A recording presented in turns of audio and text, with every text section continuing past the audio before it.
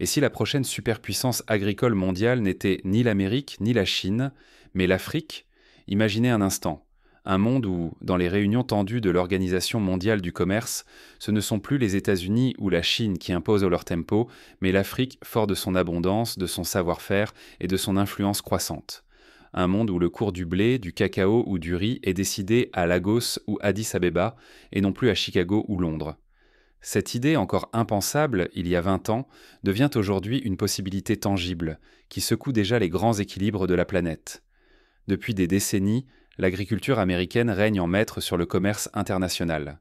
Les images des interminables prairies du Midwest, parsemées de silos à grains, de moissonneuses-batteuses dernier cri et de fermes familiales centenaires, incarnent la puissance nourricière des États-Unis. Qu'il s'agisse de maïs, de soja ou de blé, ces cultures façonnent l'alimentation mondiale, dictent les prix, orientent les flux et même, dans les coulisses, influencent la politique et la diplomatie. C'est un héritage issu de la Révolution verte, de politiques agricoles musclées et d'un savoir-faire transmis de génération en génération. Prenons l'exemple de la famille Johnson, installée dans l'Illinois depuis plus d'un siècle et demi. 5 générations se sont succédées à la tête de leur terre, cultivant d'abord le blé, puis le maïs et le soja, profitant du boom des exportations vers la Chine et l'Europe. Mais aujourd'hui, malgré la technologie et l'expérience, leur quotidien est marqué par l'incertitude, l'érosion des marges, la volatilité des prix et surtout la menace croissante d'une concurrence venue d'ailleurs. Car dans l'ombre de ce géant, une transformation silencieuse s'opère sur un autre continent. L'Afrique, longtemps perçue comme dépendante, sous-développée et vulnérable, se métamorphose à une vitesse sidérante. Depuis moins de 10 ans, elle déjoue tous les pronostics, bouleverse les certitudes des experts et des investisseurs et s'impose comme un acteur incontournable sur la scène agricole mondiale. Ce basculement n'est pas qu'une vue de l'esprit. Il se lit dans les chiffres, dans les investissements, dans la dynamique des exportations, mais aussi dans la manière dont les grandes entreprises américaines elles-mêmes se comportent. Jadis venues vendre de la technologie, des semences ou des engrais, elles viennent désormais acheter du cacao, du café, du coton, du riz ou du maïs, produits sur le sol africain. Un renversement symbolique mais aussi stratégique. Aux États-Unis, la crise agricole s'aggrave. Les guerres commerciales, en particulier l'affrontement avec la Chine, ont fracturé les marchés d'exportation. Lorsque Pékin a brusquement cessé d'acheter du soja américain en représailles aux tarifs douaniers imposés par Washington, des milliers de tonnes de récoltes sont restées invendues, mettant à genoux des dizaines de milliers de familles d'agriculteurs. Les aides fédérales, bien que massives, plus de 30 milliards de dollars sur quelques années, n'ont pas suffi à enrayer la spirale. Le nombre d'exploitations chute, la taille moyenne des fermes augmente, les dettes s'alourdissent et l'avenir de la jeune génération s'assombrit. Dans le même temps, l'Afrique lance une révolution agricole inédite. Des investissements jamais vus, plus de 80 milliards de dollars en moins de 10 ans, irriguent le secteur. Ces fonds, venus à la fois de gouvernements, de fonds souverains du Moyen-Orient, de multinationales asiatiques et d'investisseurs africains, sont utilisés pour moderniser les infrastructures, mettre en place des chaînes logistiques fiables et surtout pour accélérer l'innovation. La technologie est partout. Dans la vallée du Rift, des drones survolent les plantations de maïs, surveillant l'état sanitaire des cultures et détectant la moindre anomalie. Au Nigeria, des startups développent des plateformes de blockchain pour assurer la traçabilité des fèves de cacao, rassurant ainsi les consommateurs européens et américains sur la qualité et l'éthique de l'approvisionnement. En Afrique de l'Est, des réseaux d'irrigation solaire permettent de cultiver toute l'année, même dans les zones arides du Sahel, redonnant vie à des terres autrefois délaissées.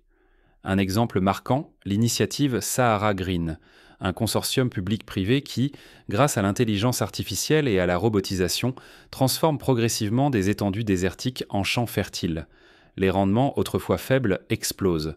Au Sénégal, la production de riz a quadruplé en 10 ans, permettant non seulement de réduire les importations, mais aussi de commencer à exporter vers l'Europe et l'Asie. Les pertes après récolte, longtemps talon d'Achille de l'agriculture africaine, s'effondrent. Là où autrefois 40% des denrées disparaissaient avant d'atteindre le marché, ce chiffre tombe parfois sous la barre symbolique d'1% dans les régions dotées de silos réfrigérés, de routes modernes et de marchés numériques. Ce gain d'efficience libère des millions de tonnes de denrées, renforce la sécurité alimentaire et fait bondir les recettes d'exportation. Un cas emblématique, Le Ghana, longtemps importateur de lait en poudre, est aujourd'hui exportateur de produits laitiers transformés, grâce à des coopératives qui investissent dans des usines locales et des chaînes du froid intelligentes. Cette montée en gamme inspire d'autres pays. Le Rwanda, par exemple, exporte désormais du café de spécialité sous sa propre marque, vendu à prix d'or dans les cafés de Paris ou de Tokyo. Les États-Unis, eux, voient également leur leadership grignoter. Les contrats d'exportation de soja, de maïs ou de coton se raréfient. Les anciens partenaires commerciaux africains se tournent vers de nouveaux fournisseurs, mais aussi vers l'autosuffisance. Dans le Midwest, l'inquiétude grandit. Certains agriculteurs ferment boutique, d'autres cherchent à se diversifier, mais beaucoup peinent à rivaliser avec l'agilité et la montée en gamme africaine. Ce phénomène n'est pas sans précédent dans l'histoire. Au XIXe siècle, l'Angleterre dominait le commerce mondial des textiles, avant d'être supplantée par les États-Unis grâce à l'industrialisation et l'innovation. Aujourd'hui, l'Afrique applique une stratégie similaire. Elle saute des étapes, adopte directement les technologies les plus récentes et contourne les modèles obsolètes. Là où l'Europe et l'Amérique ont mis des décennies à bâtir leurs infrastructures, l'Afrique, elle, développe en 10 ans des réseaux logistiques numériques, des marchés agricoles interconnectés et des plateformes de paiement mobiles qui fluidifient les transactions. Prenons l'exemple du Kenya. Le pays a développé le système M-Pesa, une solution de paiement mobile qui permet aux petits agriculteurs de vendre leur production, d'acheter des semences ou de contracter des microcrédits. Tout cela sans passer par les circuits bancaires traditionnels. Cette innovation, copiée dans plusieurs pays d'Afrique de l'Ouest, a permis à des millions de producteurs d'accéder à des marchés autrefois inaccessibles et de sécuriser leurs revenus. Mais la révolution ne s'arrête pas là. L'Afrique s'organise politiquement et économiquement. L'émergence de la zone de libre-échange continentale africaine, la ZLECAf, crée un marché unique de plus d'1,2 milliard de consommateurs. Les barrières douanières tombent progressivement, permettant aux produits agricoles de circuler librement du Caire au Cap, de Dakar à Nairobi. Des coalitions se forment, à l'image de la Communauté économique des États de l'Afrique de l'Ouest, CEDEAO, ou de la Communauté de développement de l'Afrique australe, SADC, afin de négocier collectivement avec l'Union européenne, la Chine ou l'Inde. Ces blocs imposent désormais leurs conditions. Quotas d'importation, normes sanitaires, exigences environnementales. Fini le temps où les marchés africains étaient inondés de produits subventionnés venant d'Europe ou d'Amérique, ruinant les producteurs locaux. Désormais, la priorité va aux filières africaines. Un exemple frappant, en 2023, une coalition de pays d'Afrique de l'Ouest a suspendu l'importation de volailles congelées venues d'Europe, obligeant les distributeurs à s'approvisionner localement. Cette mesure inédite a relancé la filière avicole, créé des dizaines de milliers d'emplois et renforcé la sécurité alimentaire régionale. Sur le plan commercial, l'Afrique diversifie ses débouchés. Jadis dépendante d'un unique client américain ou européen, elle tisse des liens avec la Chine, l'Inde, le Moyen-Orient et même l'Amérique du Sud. Par exemple, l'Éthiopie exporte désormais du café vers la Corée du Sud et le Japon, tandis que le Nigeria signe des contrats massifs pour fournir du riz à Dubaï et à Riyad. Cette diversification protège les producteurs africains des chocs extérieurs. Lorsque la guerre commerciale entre la Chine et les États-Unis a fait chuter les prix du soja américain, plusieurs pays africains ont saisi l'opportunité pour écouler leur propre production en Asie à des conditions avantageuses. Un jeu d'équilibristes qui confère au continent une nouvelle marge de manœuvre géopolitique. Parallèlement, l'Afrique devient un laboratoire mondial de l'innovation agricole. Des startups nigérianes développent des fertilisants organiques adaptés aux sols locaux, réduisant la dépendance aux produits chimiques importés. Au Maroc, l'OCP, géant des phosphates, investit dans la production d'engrais verts à partir de ressources renouvelables, inspirant des projets similaires au Sénégal et en Afrique du Sud. Dans la région des Grands Lacs, des instituts de recherche mettent au point des variétés de maïs résistantes à la sécheresse, testées sur des milliers d'hectares avant d'être diffusées à grande échelle. Ces innovations, plus rapides et mieux ciblées que celles venues d'Europe ou d'Amérique, permettent de répondre en temps réel aux défis du changement climatique. Côté formation, les universités africaines adaptent leur cursus. À Accra, à Dakar, à Nairobi, de nouveaux départements d'agrotechnologie voient le jour, formant une génération d'ingénieurs, de data scientists et de managers agricoles. Des partenariats avec des universités américaines et européennes permettent d'échanger les meilleures pratiques, mais aussi d'importer des talents. Un exemple, l'université de Makerere en Ouganda propose un master en agriculture intelligente qui attire désormais des étudiants venus du monde entier. Face à cette montée en puissance, les États-Unis et l'Europe cherchent à s'adapter. Certains groupes agroalimentaires investissent directement en Afrique, rachetant des exploitations ou nouant des partenariats avec des coopératives locales. Par exemple, Cargill, géant américain du négoce agricole, a ouvert des bureaux à Abidjan et à Lagos, non plus pour exporter, mais pour importer des produits transformés africains. Mais cette adaptation n'est pas sans tension. Les tentatives de lobbying pour imposer des normes occidentales se heurtent à la volonté d'indépendance des décideurs africains. Plusieurs gouvernements, comme ceux du Ghana ou de l'Éthiopie, ont instauré des quotas stricts sur les importations de semences OGM, préférant soutenir leurs propres filières de recherche et de production. La diplomatie alimentaire change elle aussi de visage. Autrefois, le blé américain ouvrait les portes des ambassades, servait de monnaie d'échange lors des négociations de dette ou d'aide au développement. Désormais, les Food Summits mondiaux, comme celui organisé à Kigali en 2025, voient les dirigeants africains fixer l'ordre du jour, imposer leurs priorités et fédérer des coalitions autour de la sécurité alimentaire, de la durabilité et de l'innovation. Cette nouvelle donne inquiète à Washington, car derrière la perte de contrats se profile celle de l'influence. Les États-Unis, longtemps maîtres du soft power agricole, doivent de composer avec un acteur africain audacieux, capable de jouer sur plusieurs tableaux, exporter, transformer, innover, mais aussi imposer ses standards et défendre ses intérêts. Pourtant, cette situation offre aussi des opportunités inédites. Les investisseurs avisés, qu'ils soient américains, européens ou asiatiques, comprennent qu'il ne s'agit plus seulement de vendre des machines ou des intrants, mais de co-développer des filières, de miser sur la transformation locale et de s'intégrer dans des chaînes de valeur africaines. C'est le choix qu'a fait le milliardaire nigérian Aliko Dangote en investissant plus d'1 milliard de dollars dans la filière riz ou le groupe français Danone, qui a implanté des usines de yaourt au Sénégal et en Côte d'Ivoire. Mais ce renversement est-il durable ?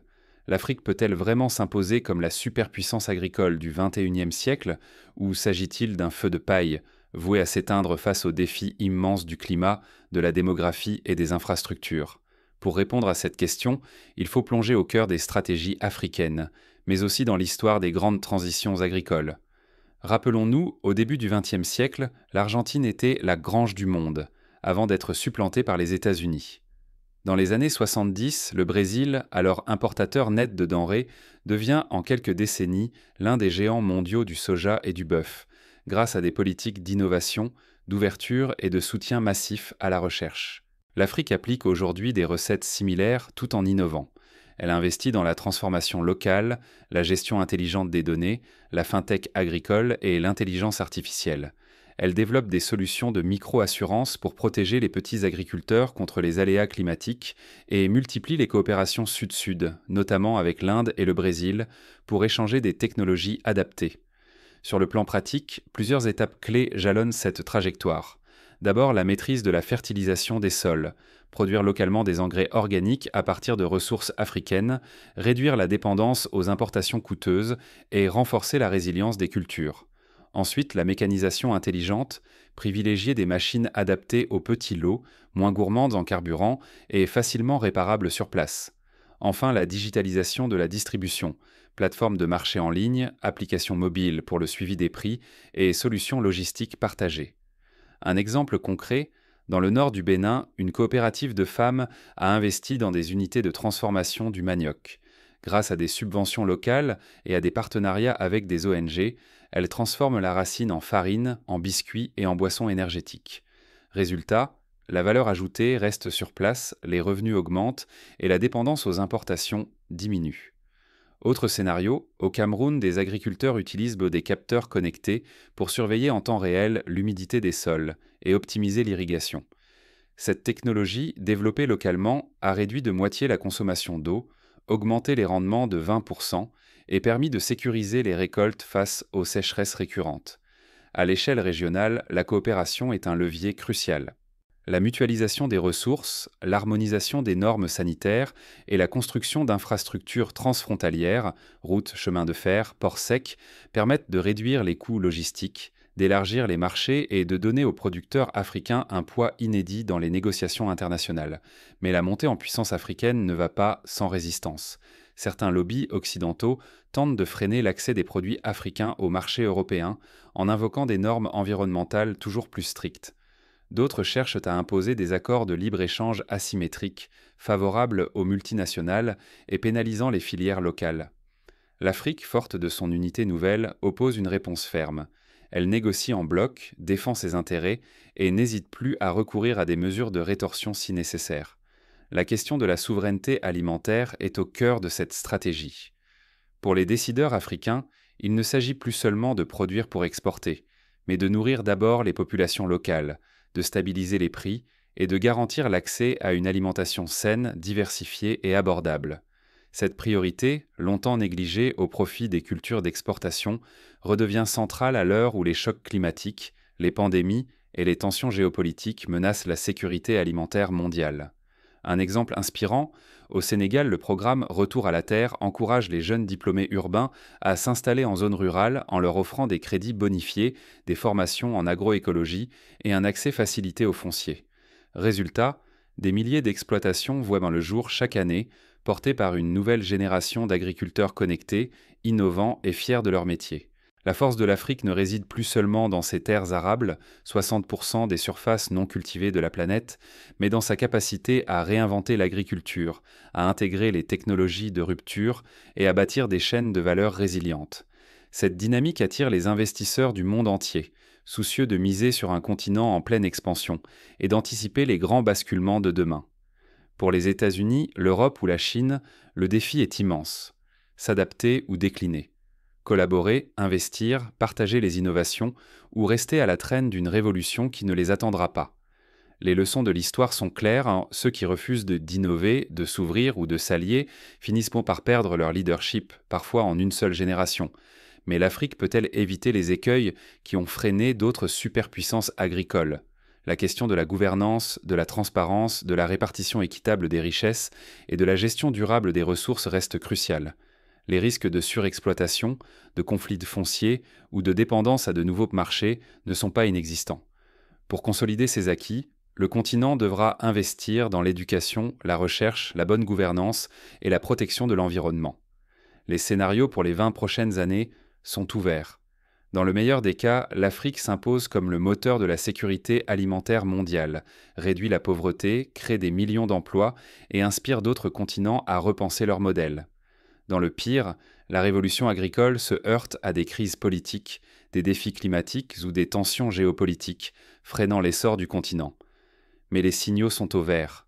Les innovations se multiplient, les succès s'enchaînent et la confiance grandit.